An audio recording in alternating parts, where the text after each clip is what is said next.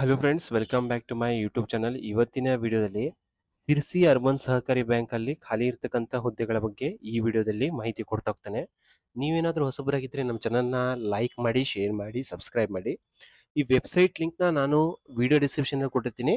ಆ ಲಿಂಕ್ನ ಮೇಲೆ ಕ್ಲಿಕ್ ಮಾಡೋ ಮುಖಾಂತರ ಈಸಿಯಾಗಿ ವೆಬ್ಸೈಟಿಗೆ ತೆರಳಿ ನೋಟಿಫಿಕೇಶನ್ನ ನೀವು ಓದ್ಕೊಳ್ಳಿ. ಆಮೇಲೆ ಇದನ್ನ ಅಪ್ಲಿಕೇಶನ್ನ ನೀವು ಪೋಸ್ಟ್ ಮುಖಾಂತರ ಕಳಿಸ್ಬೇಕಾಗತ್ತೆ. ಯಾವೆಲ್ಲ ಪೋಸ್ಟ್ಗಳು ಖಾಲಿ ಇದಾವೆ ಅಂತ ಒಂದು ಸಂಪೂರ್ಣ ಮಾಹಿತಿಯನ್ನ ಕೊಡ್ತಾ ಹೋಗ್ತೇನೆ.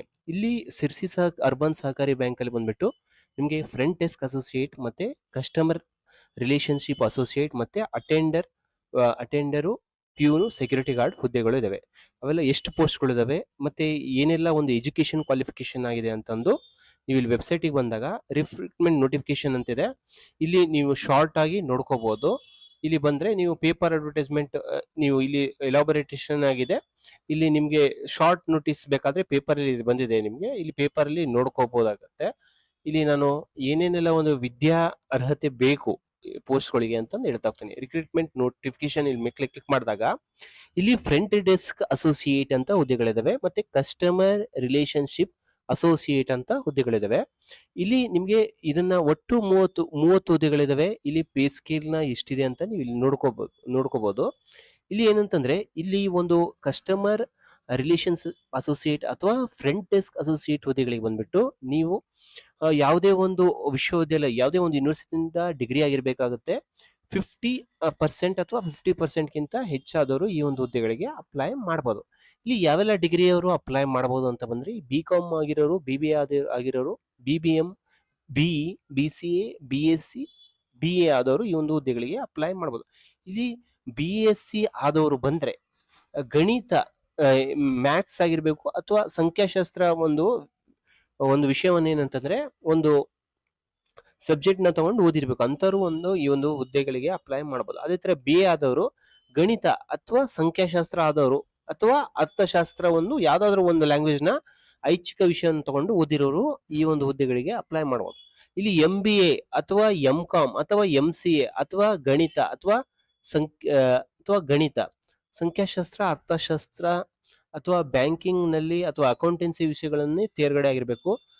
ಸ್ನಾತಕೋತ್ತರ ಪದವಿ, ಮಾಸ್ಟರ್ ಡಿಗ್ರಿ ಆದವರಿಗೆ ಅಥವಾ ಡಿಪ್ಲೊಮಾ ಇನ್ ಬ್ಯಾಂಕಿಂಗ್ ಅಥವಾ diploma in cooperative business management ಮಾಡಿರೋರು, JAIIB ಪರೀಕ್ಷೆಯಲ್ಲಿ ಪಾಸ್ ಆದವರು, CAIIB ಪರೀಕ್ಷೆಯಲ್ಲಿ ಆದವರು, ಇಲ್ಲಿ MBA ಆದವ್ರನ್ನ ಇಲ್ಲಿ ಏನಂತಂದ್ರೆ ಇಲ್ಲಿ ಇವರಿಗೆ ಒಂದು JAIIB ಅಥವಾ CAIIB ಪರೀಕ್ಷೆ ಆದವರಿಗೆ ಏನಂತಂದ್ರೆ ಹೆಚ್ಚಿನ ಆದ್ಯತೆಯನ್ನ ಕೊಡ್ತಾರೆ. ಬೇರೆಯವರು MBA ಅಥವಾ MCom ಆದಿರೋ MC ಆದವರು ಏನಂತಂದ್ರೆ ಮೇಜರ್ಲಿ ಈ ಸಬ್ಜೆಕ್ಟ್ಸ್ ನ ಐಚ್ಛಿಕ ಲ್ಯಾಂಗ್ವೇಜ್ ಆಗಿ ಯಾವುದು ಗಣಿತ, ಸಂಖ್ಯಾಶಾಸ್ತ್ರ, ಅರ್ಥಶಾಸ್ತ್ರ ಅಥವಾ ಬ್ಯಾಂಕಿಂಗ್ ನ ಅಕೌಂಟೆನ್ಸಿ ವಿಷಯಗಳನ್ನು ತೇರ್ಗಡೆ ಆಗಿರ್ಬೇಕು ಅಂತವ್ರು ಅಪ್ಲೈ ಮಾಡಬಹುದು. ಇಲ್ಲಿ ಅದೇ ತರ ಅಟೆಂಡರ್, ಪ್ಯೂನ್, ಸೆಕ್ಯೂರಿಟಿ ಗಾರ್ಡ್ ಹುದ್ದೆಗಳಿದಾವೆ. ಅದರಲ್ಲಿ ಏನಂತಂದ್ರೆ 10th ಆಗಿರ್ಬೇಕಾಗತ್ತೆ, SSLC ಪರೀಕ್ಷೆಯಲ್ಲಿ ಪಾಸ್ ಆಗಿರ್ಬೇಕಾಗತ್ತೆ, ಕನ್ನಡವನ್ನು ಏನಂತಂದ್ರೆ ಒಂದು ಭಾಷೆನಾಗಿ ಓದಿರ್ಬೇಕಾಗತ್ತೆ. ಪೇ ಸ್ಕೇಲ್ ನ ನಾನೇನು ಹೇಳೋದಿಲ್ಲ, ಇಲ್ಲಿ ನೋಡ್ಕೋಬಹುದು ನೀವು ಎಷ್ಟಿದೆ ಅಂತಂದು. ಇಲ್ಲಿ ಫ್ರಂಟ್ ಡೆಸ್ಕ್ ಅಸೋಸಿಯೇಟ್ ಗೆ ಏನಂತಂದ್ರೆ ಏನೇನು ನಾಲೆಜ್ ಇರಬೇಕು ಅಂತ ಬಂದ್ರೆ ಫ್ರಂಟ್ ಡೆಸ್ಕ್ ಅಲ್ಲಿ ಕನ್ನಡ ಮತ್ತು ಇಂಗ್ಲಿಷ್ ನಲ್ಲಿ ಓದ್ಲಿಕ್ಕೆ, ಬರ್ಲಿಕ್ಕೆ, ಮಾತಾಡ್ಲಿಕ್ಕೆ ಮತ್ತೆ ವ್ಯವಹಾರ ಜ್ಞಾನ ಇರಬೇಕಾಗತ್ತೆ. ಯಾವ್ದಾದ್ರು ಒಂದು ಸರ್ಕಾರಿ ಮಾನ್ಯತೆ ಪಡೆದ ಒಂದು ಕಂಪ್ಯೂಟರ್ ಶಿಕ್ಷಣವನ್ನ ಹೊಂದಿರಬೇಕಾಗತ್ತೆ. ಅದೇ ತರ ಅಟೆಂಡರ್, ಪ್ಯೂನ್ ಅಥವಾ ಸೆಕ್ಯೂರಿಟಿ ಹುದ್ದೆಗಳಿಗೆ ಬಂದ್ರೆ SSLC ಪರೀಕ್ಷೆಯಲ್ಲಿ ಓದಿರ್ಬೇಕಾಗತ್ತೆ, ಕನ್ನಡ ಒಂದು ಭಾಷೆಯನ್ನ ಓದಿರ್ಬೇಕಾಗತ್ತೆ ಅಂತವ್ರು. ಆಯ್ತಾ. ಇಲ್ಲಿ ಮೇಲ್ ಮತ್ತೆ ಏನಂತಂದ್ರೆ ಎಷ್ಟು ನಿಮ್ಗೆ ಒಂದು ಏಜ್ ಆಗಿರ್ಬೇಕು ಅಂತ ಬಂದ್ರೆ ಇಲ್ಲಿ ಪರಿಶಿಷ್ಟ ಜಾತಿ, ಪರಿಶಿಷ್ಟ ಪಂಗಡ ಬಂದ್ಬಿಟ್ಟು ಗರಿಷ್ಠ 45 ವರ್ಷ ಆ ತನಕ ಅಪ್ಲೈ, ಪ್ರವರ್ಗ ಬಂದು ಗರಿಷ್ಠ 45 ವರ್ಷ ತನಕ ಅರ್ಜಿನ ಅಪ್ಲೈನ ಮಾಡಬಹುದು. ಇಲ್ಲಿ ಹಿಂದುಳಿದ ವರ್ಗ ಬಂದ್ಬಿಟ್ಟು 2A, 2B, 3A, 3B ಬಂದು 43 ವರ್ಷ ತನಕ ಅಪ್ಲೈ ಮಾಡಬಹುದು. ಸಾಮಾನ್ಯ ವರ್ಗದ ಅಭ್ಯರ್ಥಿಗಳು ಬಂದ್ಬಿಟ್ಟು ಗರಿಷ್ಠ 40 ವರ್ಷ ತನಕ ಅಪ್ಲೈ ಮಾಡಬಹುದು. ಇಲ್ಲಿ ಪರಿಶಿಷ್ಟ ಜಾತಿ, ಪರಿಶಿಷ್ಟ ಪಂಗಡ ಬಂದ್ಬಿಟ್ಟು ಏನಂತಂದ್ರೆ ಗ್ಯಾಜೆಟೆಡ್ ಸರ್ಟಿಫಿಕೇಟ್ ನ ಹಾಕ್ಬೇಕಾಗತ್ತೆ. ಈ ಎಲ್ಲಾ ಹುದ್ದೆಗಳಿಗೆ ಬಂದು ಲಿಖಿತ ಪರೀಕ್ಷೆ ಇರುತ್ತೆ ಮತ್ತೆ ಮೌಖಿಕ ಸಂದರ್ಶನ ಮೂಲಕ, ಇಂಟರ್ವ್ಯೂ ಮೂಲಕ ನಿಮ್ಗೆ ಸೆಲೆಕ್ಟ್ ಮಾಡ್ತಾ ಹೋಗ್ತಾರೆ. ಇಲ್ಲಿ ಫ್ರಂಟ್ ಡೆಸ್ಕ್ ಅಸೋಸಿಯೇಟ್ಗೆ ಮತ್ತೆ ಕಸ್ಟಮರ್ ರಿಲೇಶನ್ಶಿಪ್ ಅಸೋಸಿಯೇಟ್ ಯಾವ ರೀತಿ ಒಂದು ಎಕ್ಸಾಮ್ ಪ್ಯಾಟರ್ನ್ ಇರುತ್ತೆ ಅಂತ ಬಂದ್ರೆ 200 ಮಾರ್ಕ್ಸ್ಗೆ ಲಿಖಿತ ಪರೀಕ್ಷೆ ಇರುತ್ತೆ. ಇದರಲ್ಲಿ ಏನಂತಂದ್ರೆ 50 ಮಾರ್ಕ್ಸ್ಗಳ ಕನ್ನಡ ಭಾಷೆ ಬಗ್ಗೆ ಮತ್ತೆ ಸಾಮಾನ್ಯ ಜ್ಞಾನ ಇಂಗ್ಲಿಷ್ 25 ಅಂಕಗಳಿಗಿರುತ್ತೆ, ಸಾಮಾನ್ಯ ಜ್ಞಾನ 25 ಅಂಕಗಳಿಗಿರುತ್ತೆ. ಅದೇ ತರ ಸಹಕಾರ ವಿಷಯಕ್ಕೆ ಬಂದ್ಬಿಟ್ಟು 50 ಅಂಕಗಳು, ಭಾರತದ ಸಂವಿಧಾನದ ಬಗ್ಗೆ 25 ಅಂಕಗಳು, ಬ್ಯಾಂಕಿನ ಉದ್ದೇಶಗಳು ಮತ್ತು ಚಟುವಟಿಕೆ ಬಗ್ಗೆ ಬಂದ್ಬಿಟ್ಟು 25 ಅಂಕಗಳು. ಒಟ್ಟು 200 ಮಾರ್ಕ್ಸ್ ಇಂದು ಆಬ್ಜೆಕ್ಟಿವ್ ಮಲ್ಟಿಪಲ್ ಚಾಯ್ಸ್ ಕ್ವಶನ್ಸ್ ಇರ್ತಾ ಹೋಗುತ್ತೆ. ಅದೇ ತರ ನೀವು ಅಟೆಂಡರ್, ಸಿಪಾಯಿ ಮತ್ತೆ ಪ್ಯೂನು ಮತ್ತು ಸೆಕ್ಯೂರಿಟಿ ಗಾರ್ಡಿಗೆ ಬಂದ್ರೆ ಏನಿರುತ್ತೆ, ಅವರಿಗೂ ಒಂದು 50 ಮಾರ್ಕ್ಸ್ ಇಂದು ಏನಂತಂದ್ರೆ 100 ಮಾರ್ಕ್ಸ್ ಇಂದು ಲಿಖಿತ ಪರೀಕ್ಷೆ ಇರುತ್ತೆ. ಅದರಲ್ಲಿ 50 ಅಂಕಗಳು ಕನ್ನಡ ಪರೀಕ್ಷೆ ಮತ್ತೆ ಕನ್ನಡ ಭಾಷೆ ಬಗ್ಗೆ ಪರೀಕ್ಷೆ ಇರುತ್ತೆ, ಮತ್ತೆ 50 ಅಂಕಗಳು ಬಂದ್ಬಿಟ್ಟು ಸಾಮಾನ್ಯ ಜ್ಞಾನದ ಬಗ್ಗೆ ಇರುತ್ತೆ. ಇಲ್ಲಿ ಆಬ್ಜೆಕ್ಟಿವ್ ಮಲ್ಟಿಪಲ್ ಚಾಯ್ಸ್ ಕ್ವಶನ್ಸ್ ಇರ್ತಾ ಹೋಗುತ್ತೆ. ಇಲ್ಲಿ ಯಾವ ರೀತಿ ಸೆಲೆಕ್ಟ್ ಮಾಡ್ತಾ ಹೋಗ್ತಾರೆ ಅಂತಂದ್ರೆ 85% ಲಿಖಿತ ಪರೀಕ್ಷೆ ಮುಖಾಂತರ ಮತ್ತೆ ಉಳಿದ 15% ಬಂದು ನಿಮ್ಗೆ ಇಂಟರ್ವ್ಯೂ ಮುಖಾಂತರ ಇಲ್ಲಿ ಸೆಲೆಕ್ಟ್ ಮಾಡ್ತಾ ಹೋಗ್ತಾರೆ. ಇಲ್ಲಿ ನೀವು ಅರ್ಜಿಯನ್ನ ಆನ್ಲೈನ್ ಮುಖಾಂತರ ಸಲ್ಲಿಸಲಿಕ್ಕೆ ಬರೋದಿಲ್ಲ, ನಿಮ್ಮ ಅಪ್ಲಿಕೇಶನ್ ಫಾರ್ಮೇಟ್ ಬರುತ್ತೆ. ಅಪ್ಲಿಕೇಶನ್ ಫಾರ್ಮೇಟ್ ನ ತುಂಬಬೇಕಾಗುತ್ತೆ.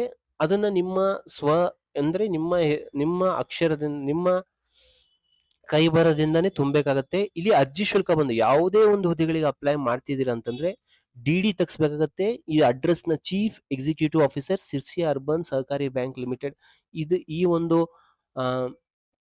ಅಡ್ರೆಸ್ಸಿಗೆ ನೀವು ಏನು ಡಿಮ್ಯಾಂಡ್ ಡಿ.ಡಿ ನ ತೆಗಿಸ್ಬೇಕಾಗುತ್ತೆ. ಇಲ್ಲಿ 6 ತಿಂಗಳ ಕಾಲ ಪ್ರೊಬೇಷನರಿ ಪೀರಿಯಡ್ ಇರುತ್ತೆ. ನೀವು ವೆಬ್ಸೈಟಿಗೆ ರೀಚ್ ಆಗೋ ಮುಖಾಂತರ ಈ ಫಾರ್ಮ್ ನ ಡೌನ್ಲೋಡ್ ಮಾಡಬಹುದು. ಇದನ್ನ ಏನಂತಂದ್ರೆ ನೀವು ಪೋಸ್ಟ್ ಮುಖಾಂತರ ಕಳಿಸ್ಬೇಕಾಗತ್ತೆ. 28/7/2026 ಒಳಗಡೆ ಸಂಜೆ 5 ಗಂಟೆ ಒಳಗಡೆ ನೀವೇನಂತಂದ್ರೆ ತಲುಪೋ ಹಂಗೆ ಮಾಡ್ಬೇಕಾಗತ್ತೆ. ಇಲ್ಲಿ ಯಾವೊಂದು ಪೋಸ್ಟ್ಗೆ ಸಲ್ಲಿಸ್ತಿದ್ದೀರಾ ಅದನ್ನೆಲ್ಲ ಇಲ್ಲಿ ನಿಮ್ಗೆ ಏನಾದ್ರೂ ಹೆಲ್ಪ್ ಬೇಕಂದ್ರೆ ಈ ಒಂದು ಹೆಲ್ಪ್ ಲೈನ್ ನಂಬರ್ ಇದೆ, ಇಲ್ಲಿ ತಿಳ್ಕೋಬಹುದು ನೀವು ಇಲ್ಲಿ ಫೋನ್ ಮಾಡೋ ಮುಖಾಂತರ. ಇಲ್ಲಿ ಮತ್ತೆ ಬ್ಯಾಕ್ ಬಂದ್ರೆ ನಾನು ಇಲ್ಲಿ application form for all post ಅಂತಿದೆ, ಇಲ್ಲಿ ನೀವು ನೋಡಬಹುದು ಯಾವ ರೀತಿ ಇರುತ್ತೆ ಅಂತಂದು. ಇಲ್ಲಿ ನೀವು ಯಾವ ಒಂದು ಪೋಸ್ಟ್ ಗಳು ಅಪ್ಲೈ ಮಾಡ್ತಿದ್ದೀರಾ ಆ ಒಂದು ಪೋಸ್ಟ್ ನ ಹೆಸರು ಫ್ರಂಟ್ ಡೆಸ್ಕ್ ಅಸೋಸಿಯೇಟ್ ಇದೆ, ಫ್ರಂಟ್ ಡೆಸ್ಕ್ ಅಸೋಸಿಯೇಟ್ ಅಂತ ಬರೀರಿ.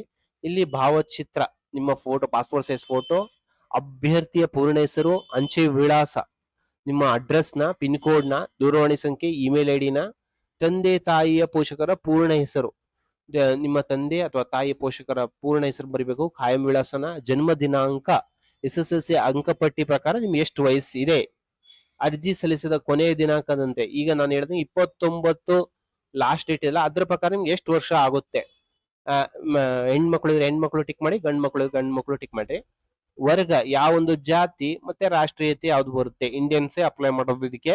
ವರ್ಗ ಯಾವ್ದು, ಪ್ರವರ್ಗ 2A ಬರುತ್ತೆ, ಯಾವ ಒಂದು ಜಾತಿ ಅಂತ ಇಲ್ಲಿ ಬರಿಬೇಕಾಗತ್ತೆ. ವಿದ್ಯಾರ್ಥಿ ಬಂದ್ಬಿಟ್ಟು SSLC ಅದರ ಪ್ರಕಾರ ಯಾವ ಒಂದು ವರ್ಷದಲ್ಲಿ ಪಾಸ್ ಆಗಿದ್ರೆ, ಎಷ್ಟು ಅಂಕಕ್ಕೆ ಎಷ್ಟು ಅಂಕ ಪಡೆದಿದೆ, ಎಷ್ಟು ಪರ್ಸೆಂಟೇಜ್ ಬಂದಿದ್ರೆ, ಇವನ್ನೆಲ್ಲ ಸಾಮಾನ್ಯವಾಗಿ ಫಿಲ್ ಅಪ್ ಮಾಡ್ತಾ ಹೋಗುತ್ತೆ. ಯಾವ ಒಂದು ಯೂನಿವರ್ಸಿಟಿಯಲ್ಲಿ ಪಾಸ್ ಆಗಿದ್ದೀರಾ ಅಂತಂದೆಲ್ಲ ಬರಿಬೇಕತ್ತೆ. ಕಂಪ್ಯೂಟರ್ ಶಿಕ್ಷಣ ಮತ್ತು ಯಾವ್ದೋ ಒಂದು ಕಂಪ್ಯೂಟರ್ ಶಿಕ್ಷಣ ಪಡೆದಿದ್ದೀರಾ, MS ಆಫೀಸ್ ಎಕ್ಸೆಲ್, ಮತ್ತೆ ವಿವರ ಎಷ್ಟು ಇದನ್ನ ಮಾಡಿದಾರಂತ.